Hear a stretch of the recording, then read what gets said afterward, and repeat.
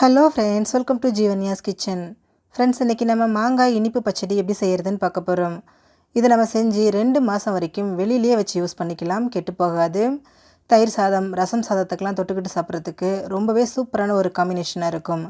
இது எப்படி செய்கிறதுங்கிறத பார்க்குறதுக்கு முன்னாடி நம்ம சேனல் ஜீவன்யாஸ் கிச்சனை மறக்காமல் சப்ஸ்கிரைப் பண்ணி பக்கத்தில் இருக்க பெல் சிம்பிளையும் கிளிக் பண்ணிக்கோங்க. இந்த ரெசிபி செய்ய நான் இன்றைக்கி இந்த மாதிரி கொஞ்சம் பெரிய சைஸ் இருக்கக்கூடிய 2 மாங்காய் எடுத்துருக்கிறேன். நான் எடுத்த மாங்காய் பார்த்திங்கன்னா நல்ல புளிப்பாக இருக்குது. புளிப்பு இல்லாமல் எடுத்தோம் அப்படின்னா டேஸ்ட் பேலன்ஸ் ஆகாது. அதனால் கொஞ்சம் புளிப்பாகவே எடுத்துக்கோங்க. நம்ம எடுத்த 2 மாங்காயில் ஒரு மாங்காவை இந்த மாதிரி தோல் சீவி மெல்லிஸாக கட் பண்ணிக்கோங்க. இன்னொரு மாங்காவை தோல் சீவாமல் இந்த மாதிரி கட் பண்ணிக்கோங்க. இந்த மாதிரி தோல் சீவாமல் கட் பண்ணுற மாங்காய் அப்படியே இருக்கும். தோல் சீவினது நமக்கு கரைஞ்சி போயிடும். அதனால் ரெண்டையும் மிக்ஸ் பண்ணி கட் பண்ணிக்கோங்க.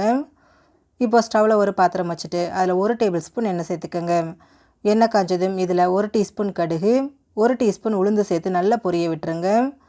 கடுகு உளுந்து பொரிஞ்சதும் இதில் 2 கொத்து கருவேப்பிலை, கூடவே நம்ம கட் பண்ணி வச்சுருக்கக்கூடிய மாங்காய், 1/4 டீஸ்பூன் மஞ்சள் தூள், 3/4 டீஸ்பூன் உப்பு சேர்த்துக்கோங்க. சேர்த்துட்டு மாங்காய் கொஞ்சம் சாஃப்டாகிற அளவுக்கு இது எல்லாத்தையும் நல்லா ஒன்று சேர்த்து கலந்து விட்டுருங்க. ரொம்ப நேரம் வேண்டாம், 1 நிமிஷத்துக்கு கலந்தாலே போதும். பாருங்கள், மாங்காய் ஓரளவுக்கு நல்லா ஒன்று சேர்ந்து வந்திருக்கு. இப்போ இதில் 1 டீஸ்பூன் அளவுக்கு தனி மிளகாய் தூள் சேர்த்துக்கோங்க. சேர்த்துட்டு திரும்பவும் ஒரு தடவை இது எல்லாத்தையும் நல்லா ஒன்று சேர்த்து கலந்து விட்டுருங்க. இந்த ரெசிபி பார்த்திங்கன்னா இனிப்பு, காரம், புளிப்பு, உப்புன்னு எல்லாமே சேர்ந்துருக்கும்.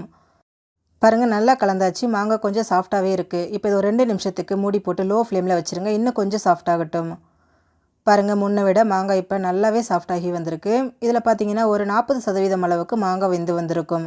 இப்போ இதில் ஒரு 1/2 கப் அளவுக்கு தண்ணி சேர்த்துக்கோங்க. தண்ணி ரொம்ப அதிகமாக சேர்த்துட வேண்டாம். அந்த மாங்காய் ஓரளவுக்கு முங்குற அளவுக்கு தண்ணி சேர்த்தாலே போதும். பாருங்கள், இந்த அளவுக்கு மாங்காய் மூழ்கிற அளவுக்கு தண்ணி சேர்த்திங்கன்னா சரியாக இருக்கும். இப்போ இதை மூடி போட்டு வேக விட்டுருங்க. மாங்காய் வேகட்டும், அதுக்குள்ளே வெள்ளை கரைசல் ரெடி பண்ணிக்கலாம். அதுக்கு இன்னொரு ஸ்டவ்வில் பாத்திரம் வச்சுட்டு அதில் 1/2 கப் அளவுக்கு வெல்லம் சேர்த்துக்கோங்க. கூடவே 1/2 கப் அளவுக்கு தண்ணி சேர்த்துக்கோங்க. சேர்த்துட்டு இந்த வெல்லத்தை கரைச்சி எடுத்துக்கோங்க. நம்ம இதில் பாகு எதுவும் காய்ச்ச போகிறது கிடையாது.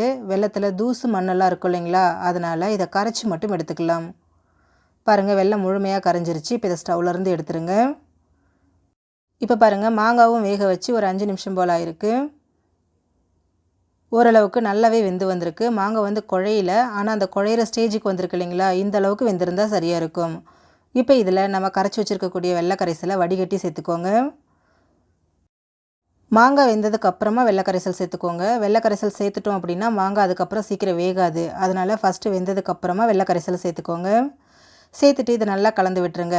இப்போ இந்த வெள்ளை கரைசல் மாங்காயில் நல்லா அப்சர்வ் ஆகிட்டு நல்லா திக்காகி வரணும். அது வரைக்கும் இதை கொதிக்க விட்டுருங்க. இது பார்த்திங்கன்னா ஒரு 5லேருந்து 7 நிமிஷம் போல் ஆகும். பாருங்கள், கொதிக்க ஆரம்பிச்சிருச்சு. இது நல்லா திக்காகி வர வரைக்கும் வேகட்டும்.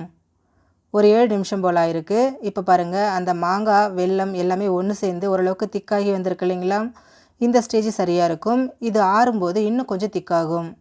ரொம்ப பர்ஃபெக்டாக வந்திருக்கு இல்லைங்களா. இந்த ஸ்டேஜில் இதை நம்ம ஸ்டவ்லேருந்து எடுத்துகிட்டு இதை நம்ம சர்வ் பண்ணிக்கலாம். இதே மாதிரியே மாங்காய் வச்சு நிறைய ரெசிபிஸ் நம்ம சேனலில் அப்லோட் பண்ணியிருக்கிறேன். லிங்க் டிஸ்கிரிப்ஷன் பாக்ஸில் கொடுக்குறேன். மறக்காமல் அந்த வீடியோஸையும் செக் பண்ணி பாருங்கள். ரொம்ப சிம்பிளான முறையில் மாங்காய் இனிப்பு பச்சடி ரெடி ஆகிடுச்சு. ஃப்ரெண்ட்ஸ், நீங்களும் இந்த ரெசிபியை ட்ரை பண்ணி பாருங்கள். ட்ரை பண்ணி பார்த்துட்டு உங்களோட எக்ஸ்பீரியன்ஸை மறக்காமல் கமெண்ட் பாக்ஸில் கமெண்ட் பண்ணுங்கள். இந்த வீடியோவை ஷேர் பண்ணிவிட்டு நம்ம சேனல் ஜீவன்யாஸ் கிச்சனை சப்ஸ்கிரைப் பண்ணாத நண்பர்கள் மறக்காமல் சப்ஸ்கிரைப் பண்ணி பக்கத்தில் இருக்க பெல் சிம்பிளையும் கிளிக் பண்ணிக்கோங்க. அப்போ தான் நான் போடுற வீடியோஸோட நோட்டிஃபிகேஷன்ஸ் உடனுக்குடனே உங்களுக்கு வரும். தேங்க்யூ.